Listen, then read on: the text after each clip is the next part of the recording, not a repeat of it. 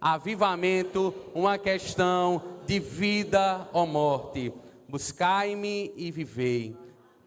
Buscai-me e vivei. Amós capítulo 5, verso 6. Esse é o texto o qual foi pensado, foi articulado, foi elencado essa grande temática. Mas para tanto eu quero refletir com os amados irmãos nessa noite, uma noite muito especial, onde o Senhor certamente irá falar conosco. Abram suas Bíblias na carta de Judas, uma das 7 cartas gerais nós temos nas Sagradas Escrituras. Judas fica antes da carta do livro de Apocalipse, a revelação do Senhor Jesus Cristo a João. Judas, uma das 7 cartas gerais, está contida no Novo Testamento.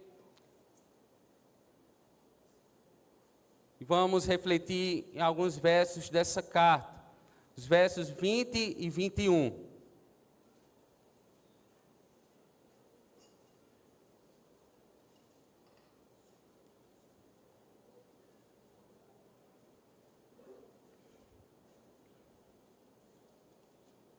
Judas, verso 20 e 21. Judas não possui capítulos, o verso 20 e o 21. Acompanhe a leitura, mesmo assentados, mas com reverência à exposição do texto sagrado. Judas, versículo 20 e o 21. Mas vós, amados, edificando-vos sobre a vossa santíssima fé, orando no Espírito Santo, conservai-vos no amor de Deus, esperando a misericórdia de nosso Senhor Jesus Cristo para a vida eterna. O pastor já orou por minha vida, que o Senhor aplique sua palavra no nosso coração. Todo crente foi avivado pelo Espírito Santo. No entanto, haverá situações, meus amados, que se fará necessário de um reavivamento espiritual. E observamos isso durante toda a história da igreja. Deus, Ele renovando o seu povo em tempos em tempos. Pois, segundo o pastor Hernandes Dias Lopes, os filhos de Deus, eles nutrem no coração a perspectiva de novos avivamentos, que coloquem a igreja no trilho da verdade e firmem seus passos no caminho da santidade. Eu quero lhe trazer uma palavra de encorajamento hoje, a fim de que você hoje venha atacar e se defender da frieza espiritual. Como sabemos, a melhor defesa é o ataque. E quem aqui não tem um termômetro em casa? Você tem um termômetro em casa? Quem aqui tem um termômetro em casa? Aquele instrumento, para medir a nossa temperatura, para ver se está tudo em ordem com o nosso estado de saúde. Como sabemos, o termômetro indica a temperatura física do corpo humano. E nossa temperatura em condições normais, instáveis, é 37 graus.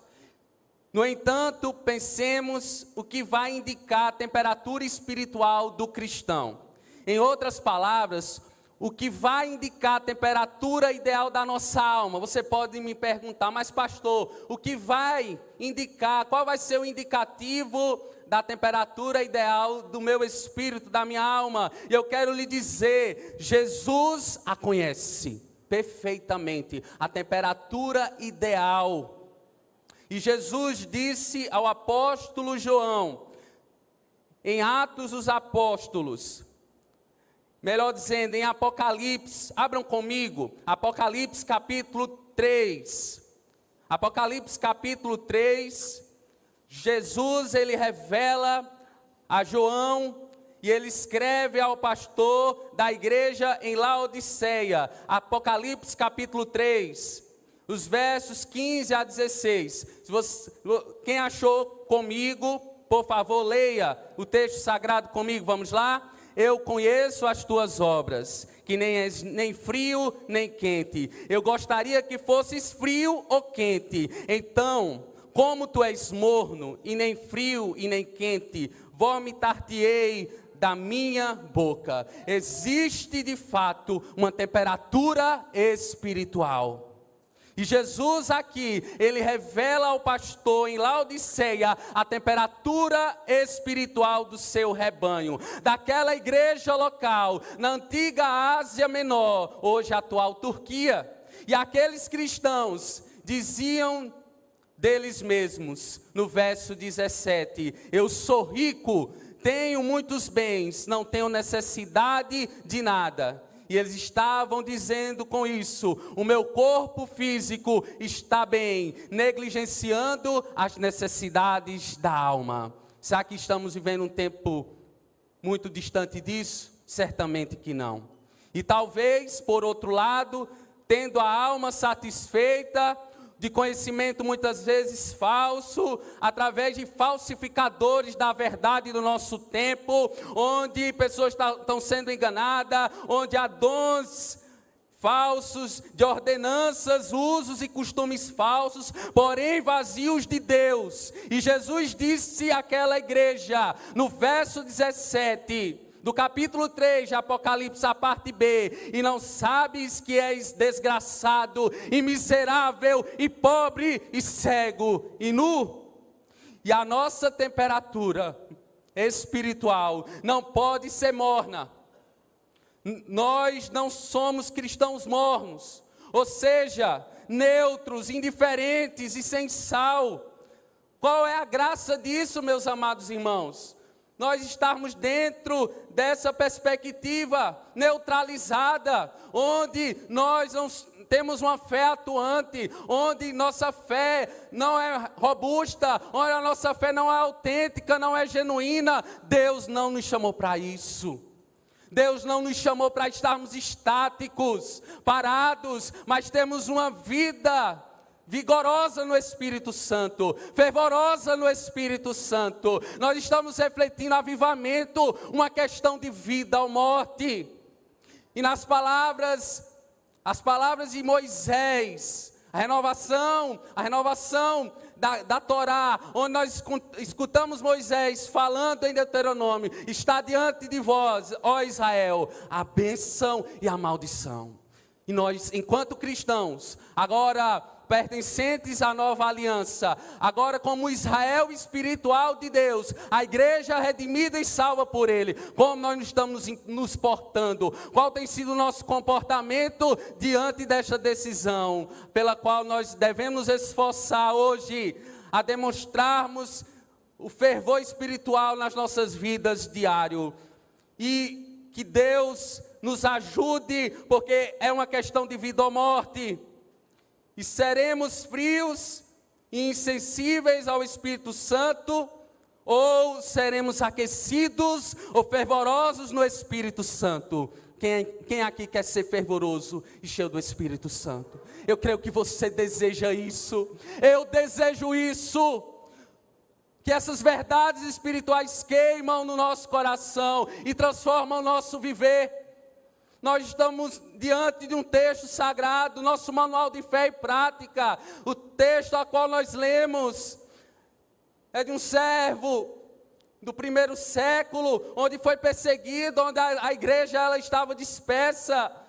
Mas hoje nós podemos decidir sermos cheios do Espírito Santo, ou deixar-nos encher pelo Espírito Santo de Deus. E certo puritano, Matthew Henry, ele ilustrava isso da seguinte maneira, preste atenção. Sabia que a água morna vira o estômago e provoca vômito? Ele ilustrava da seguinte maneira: assim os que professam a fé em Jesus, mas não são mornos, mas são mornos virando o coração de Jesus contra eles mesmos. E Jesus disse, como tu és morno, nem frio nem quente, vomitar-te-ei da minha boca. Misericórdia, meus irmãos, longe de Jesus, misericórdia querer nos vomitar de sua boca. E a missionária Duvalina Bezerra, diretora da Centemimbe, o Centro de Educação Teológica e missiológica do Betel brasileiro, ela costuma dizer o seguinte: a verdadeira espiritualidade é ter luz na mente e fogo no coração. Uma espiritualidade que segue com os pés sobre o chão, sem tirar suas mãos dos céus. Que reflitamos acerca desta perspectiva, que possamos enxergar na perspectiva de Deus, não na nossa perspectiva humana. Pois bem, o autor, voltem seus olhos agora para a epístola de Judas. O autor dessa epístola, de apenas 25 versículos, é Judas, o servo do Senhor Jesus Cristo, o irmão de Tiago. Esse Judas é provavelmente o meio-irmão de Jesus, logo o irmão de Tiago. E Judas não foi um apóstolo, porém era ligado a eles. É tanto que no verso 17, exortou os irmãos dizendo, por volta do ano 68 depois de Cristo: amados, lembrai-vos das palavras que foram proferidas antes pelos apóstolos de nosso Senhor Jesus Cristo. Portanto, essa epístola geral de Judas, ela teve o propósito de alertar os irmãos daquelas igrejas sobre os perigos das falsas doutrinas pregadas por falsos mestres, por assim dizer, pelos falsos cristãos, vestidos de ovelhas daquelas igrejas que se encontravam dispersas frente à perseguição. E o texto que lemos inicialmente, os versos 20 e 21, no seu contexto anterior, há uma exortação de Judas para que nós possamos atacar. E eu convido a você hoje a atacar e defender-se da frieza espiritual do nosso tempo, desse tempo pós-moderno, desse tempo ao qual nós participamos, repetindo, onde há falsificadores da verdade, das verdades de Deus, contidas nas Sagradas Escrituras. E só assim nós seremos reavivados, igreja. Se apresentando diante de Deus, como? Buscando fazer o quê?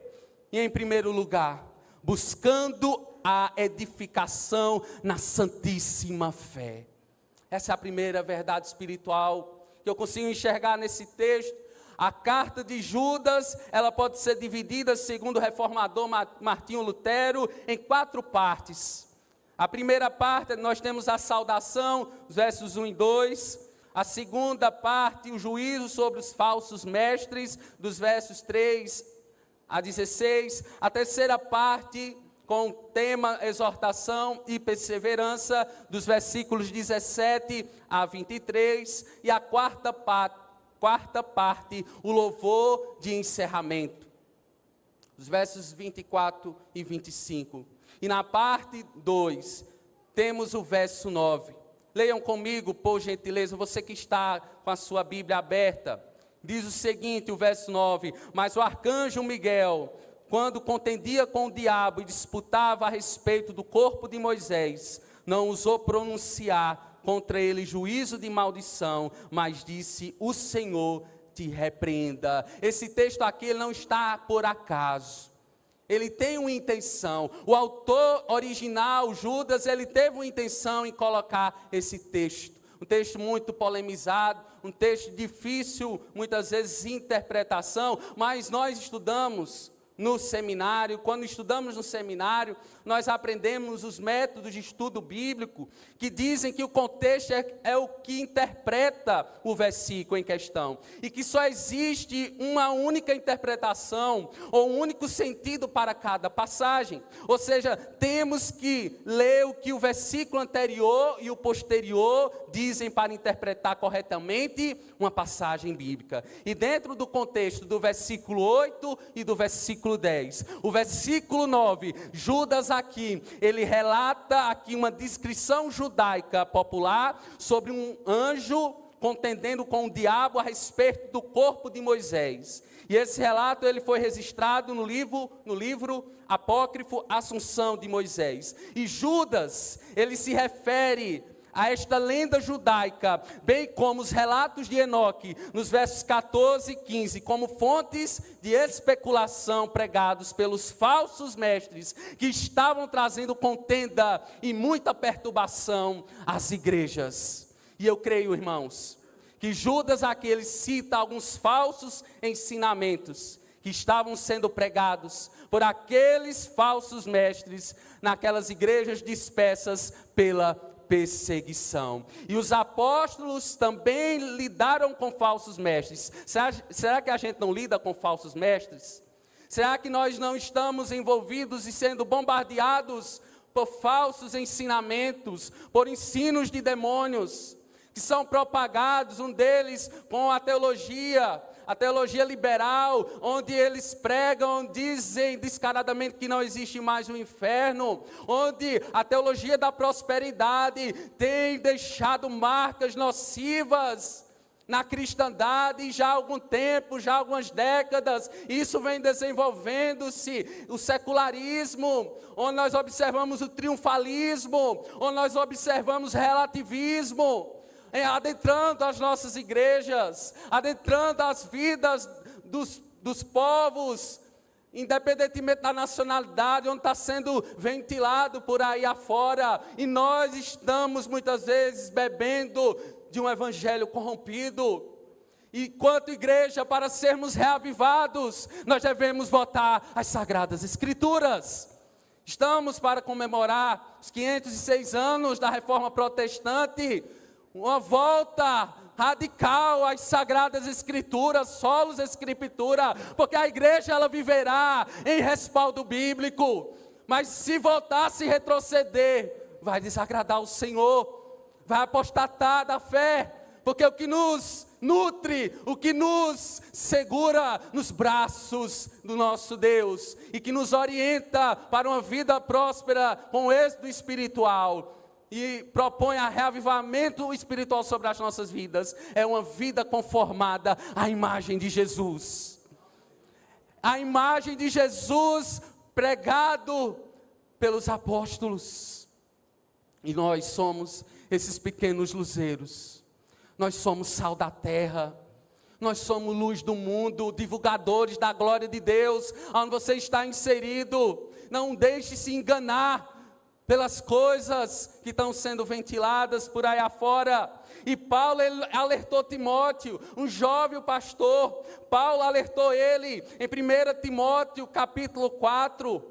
1 Timóteo capítulo 4, verso 3 e 4, Paulo adverte a Timóteo dizendo: pois virá o tempo que não suportarão a sã doutrina, pelo contrário, sentindo coceira nos ouvidos, segundo seus próprios desejos, ajuntarão mestres para si mesmos, e eles se recusarão a dar ouvidos à verdade, voltando-se para fábulas e mitos. Nós não estamos distante disso. Eu quero repetir novamente, eu quero que você reflita comigo novamente, que nós não estamos distantes disso. Há uma distância temporal, mas estamos vivendo em outra geração, com outra roupagem, outras doutrinas de homens que têm assediado os crentes, e os crentes muitas vezes estão sendo enganados.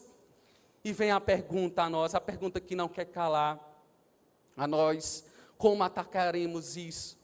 Como nós vamos nos defender da frieza espiritual ocasionada pelos falsos cristãos e suas doutrinas diabólicas? Judas, aqui, preste atenção, ele vai nos ajudar, nos dando o primeiro passo, buscando a edificação pessoal, aonde? Na santíssima fé. Veja aí o verso 20. Verso 20, a parte A.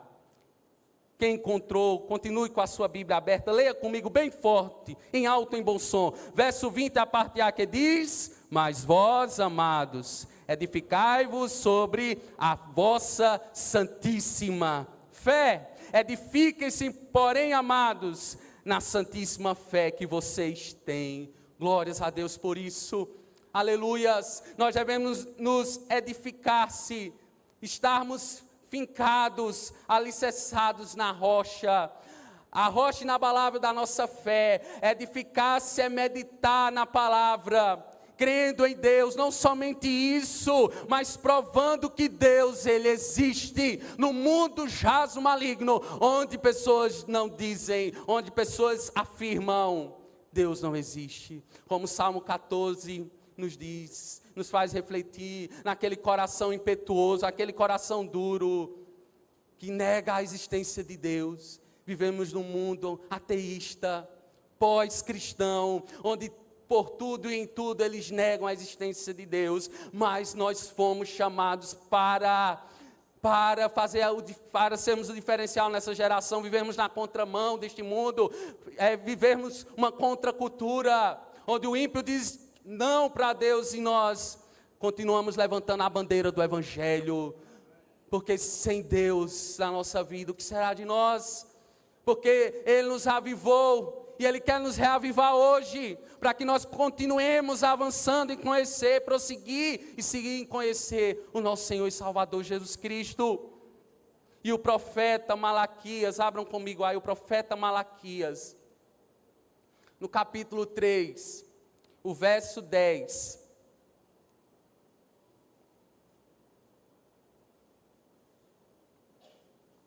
Malaquias 3,10 diz o seguinte: Deus disse, fazei prova de mim, ou seja, ponham-me à prova, diz o Senhor dos Exércitos, provem que eu existo para os homens ímpios. Quem está disponível a fazer isso?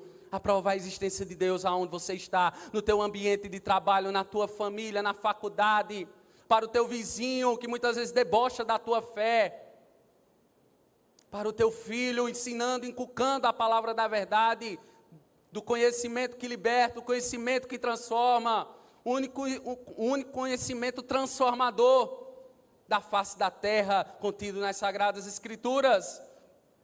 E eu convido a você a fazer isso hoje, continuamente. Na primeira carta de Pedro, no capítulo 3, o verso 15, nos diz o seguinte: antes santifiquem Cristo como Senhor no coração. Estejam sempre preparados para responder a qualquer que lhes pedir a razão da esperança que há em vocês. Quem aqui está preparado para responder a razão da esperança que há em você? Quem aqui está preparado? Quem está se preparando? Irmãos, estaremos preparados se lermos as Escrituras, se meditarmos nela todos os dias. Temos que nos esforçar, nos aplicar na leitura devocional das Sagradas Escrituras, senão seremos engolidos por falsos ensinos. Para os irmãos terem uma ideia, muitas pessoas ainda acreditam em crendices populares, em histórias fantasiosas. Nós ainda, boa parte da cristandade possui uma alma católica, uma alma supersticiosa, que tem medo muitas vezes de passar debaixo de uma escada, medo do gato preto, coisas assim desse tipo. Nós ainda muitas vezes nos apegamos a essas coisas, mas eu te digo que se apegue a Jesus, se apegue à palavra de Deus. Não deixe ser enganado por estas coisas supersticiosas. Gente que acredita, pastor, em chupa-cabra, curupira, saci-pererê, coisas do folclore brasileiro, sendo altamente supersticiosos. A gente até ri, né? Mas isso é sério. Isso é muito sério, meus irmãos. Até hoje, no sul de Minas, por exemplo, tem gente procurando o ET de Varginha. Segundo a lenda, 3 meninas teriam visto um extraterrestre em janeiro de 1996, cidade onde ficou mundialmente conhecida pelo caso que nunca foi esclarecido. São essas coisas aberrantes, muitas vezes, que as pessoas elas são enganadas, são ludibriadas. E nós atacaremos como? Nós nos defenderemos como? Sobre a frieza, diante da frieza espiritual, em primeiro lugar, através da fé santíssima. Ela está separada da incredulidade do mundo. Você está protegido pela fé santíssima. Essa fé, como Lutero disse, Lutero declarou, tal fé santa, não comum ao mundo. não é comum ao mundo, porque ela é extraordinária, ela não pertence a esse mundo, ela foi colocada no nosso coração, por intermédio do Santo Espírito de Deus, o Santo Espírito de Deus, o Espírito da promessa que o mundo não pode receber. Ela é uma fé genuína, e essa fé, certamente, ela arderá no nosso coração, e ela tem trazido reavivamento sobre as nossas vidas, eu creio. E mais a segunda verdade espiritual que eu consigo observar nesse texto, que nós devemos buscar orar no Espírito Santo. Busquem orar no Espírito Santo. O verso 20, a parte B, nos diz o seguinte. Verso 20, a parte B nos diz o seguinte: orando no Espírito Santo. Esta é o segundo passo. Esse é o segundo passo para sermos reavivados espiritualmente. Combateremos a frieza espiritual se orarmos todos os dias, se nos esforçarmos na oração todos os dias, no Espírito Santo, aonde nós estamos, na nossa casa, independentemente. Às vezes não dá para falar em palavras, e temos que pedir ao Senhor uma mente sã, uma mente saudável, para orarmos conforme a vontade dEle, como Jesus Ele nos ensina: venha o teu reino e seja feita a tua vontade. Que seja feita a tua vontade. O que o Senhor determinou para acontecer na nossa vida, que nós possamos orar alinhados àquilo que Ele já determinou para acontecer. Que as nossas orações, elas sejam articuladas com os pensamentos de Deus e com o pensar de Deus e com a vontade dEle, que é boa, agradável e perfeita, meu amado irmão, minha amada irmã. Quem está entendendo a mensagem, diga amém. Amém.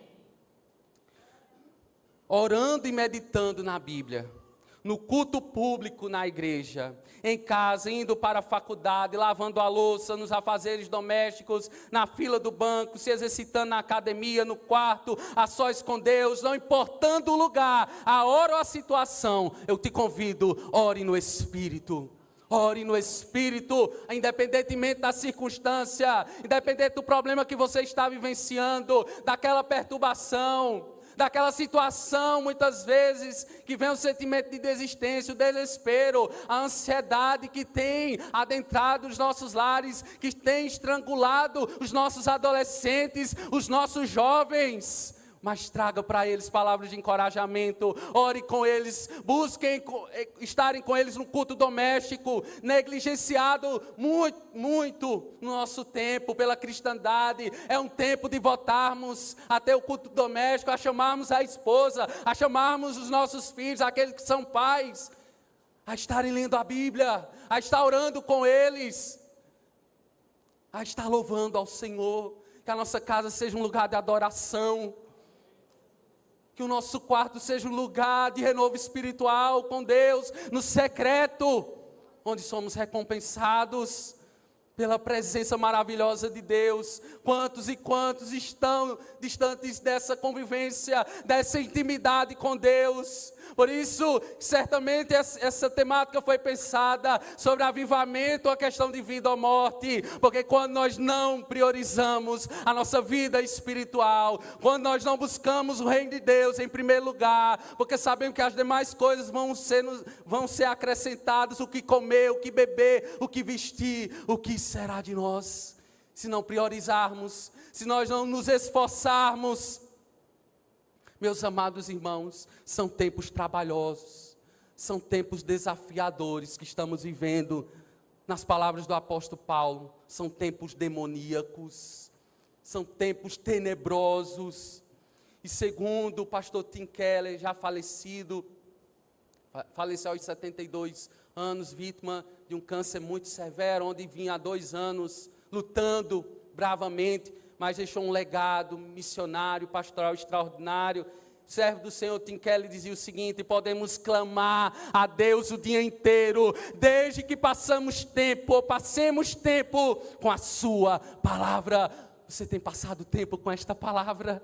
Essa palavra é lâmpada para os nossos pés e luz para os nossos caminhos. Essa palavra que é viva e eficaz, e é mais potente do que um martelo que esmiuça a penha.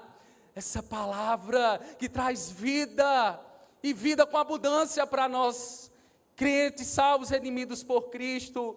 Pois certamente, meus irmãos, como diz os estudiosos da Bíblia, as Escrituras não apresentam a arte da oração, as Escrituras apresentam o Deus da oração. Você tem gastado tempo, você tem ganhado tempo, melhor dizendo, com teu Deus. Não é gastar tempo, é ganhar, é perder para ganhar. Perder para ganhar evangelho, é renúncia. Muitos do nosso tempo não estão disponíveis a viver um evangelho de cruz, um evangelho de renúncia, mas eu e você, nós escolhemos a melhor parte. Nós escolhemos a melhor parte, não somos omissos, negligentes em relação a isso, mas buscamos estar na presença do nosso Deus, onde a palavra de Deus, Ele fala conosco todos os dias, de maneira silenciosa às vezes, o sim, o não, o silêncio de Deus, mas que possamos esperar pacientemente no Senhor. Espere pacientemente no Senhor. Ele tem escutado a tua oração, Ele tem prescrutado a tua mente, é o único que pode fazer isso. O Salmo 139 vai nos fazer refletir acerca do Senhor que sonda mentes, do Senhor que conhece necessidades. Ele sabe a tua necessidade, Ele sabe aquilo que você está vivenciando, que muitas vezes você não conta ao teu cônjuge, os teus filhos não sabem, as situações que te cercam, muitas vezes te sufocam, mas esse Deus, Ele está todos os dias disponível à tua vida, meu amado irmão, minha amada irmã. Então somente abre o teu peito, abre o teu coração para Ele, e Ele certamente estará adentrando o lugar onde você está, porque não existe lugar onde Ele não está. A presença do Senhor está sobre todo mundo. Não há lugar que Ele a sua presença não chegue. Ele prescruta, Ele é um Deus onipresente, onisciente, onipotente. O Todo-Poderoso está aqui, onde Ele está sendo adorado por você. Enquanto igreja, culto público, lugar de adoração, lugar onde nossa aliança, a aliança que o Senhor fez conosco é renovada. Isso se chama reavivamento. Você está sendo reavivado hoje. O momento que você sai da sua casa e vem para o culto, é o momento que o Senhor marca a tua história, é o momento que você é edificado enquanto igreja, enquanto salvo e redimido por Cristo Jesus.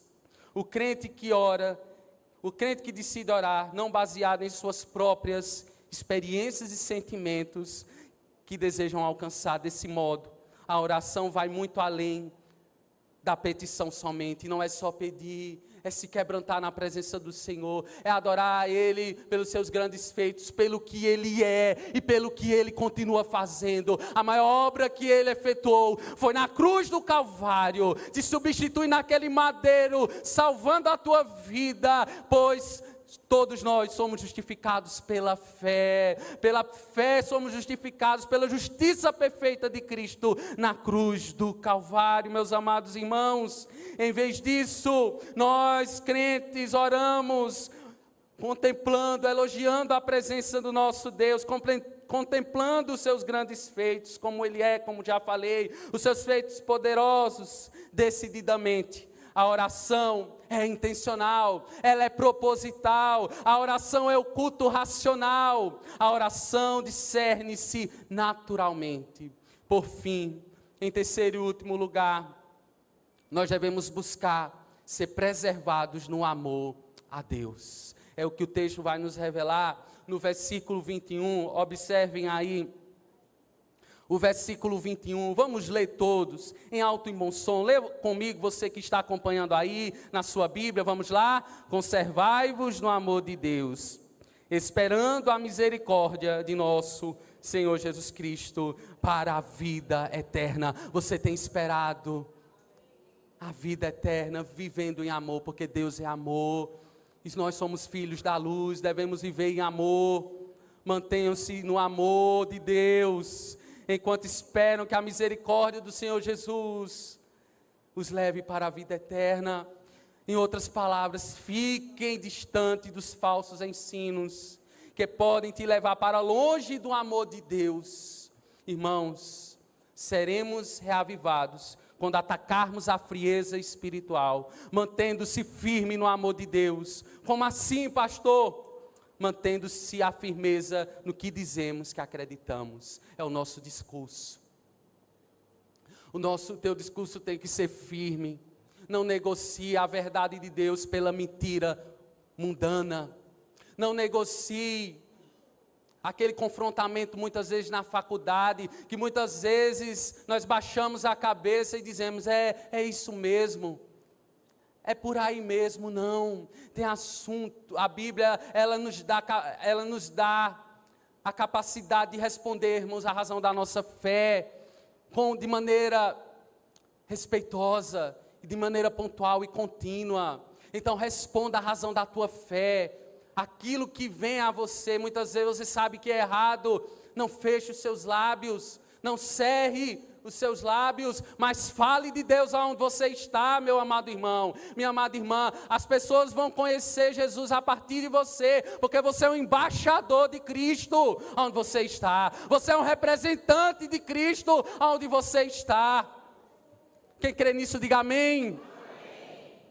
Glórias a Deus, aleluias, porque nós temos aqui embaixadores de Cristo, pessoas que foram avivadas, pessoas que estavam no muturo, estavam mortas nos seus delitos e pecados, vivíamos como moribundos, como cadáveres ambulantes, mas Ele nos reavivou, Ele colocou vida em nós, e agora nós somos reavivados, porque procuramos a palavra de Deus, nos conformarmos à pessoa de Cristo. Para a expansão do reino de Deus é necessário uma busca proposital, intencional, diária, trabalhosa sim, mas edificante. A alegria da salvação, ela é certamente nos dada novamente. Quando nós olhamos a Davi no Salmo 32, o verso 8, Davi, um salmo de confissão, onde ele confessa, onde ele se derrama na presença do Senhor, e o Senhor diz ao seu servo, instruir-te-ei e te ensinar-te-ei o caminho que deves seguir, e sobre as minhas vistas te darei conselho. Você quer ter o conselho eterno do Senhor sobre a sua vida?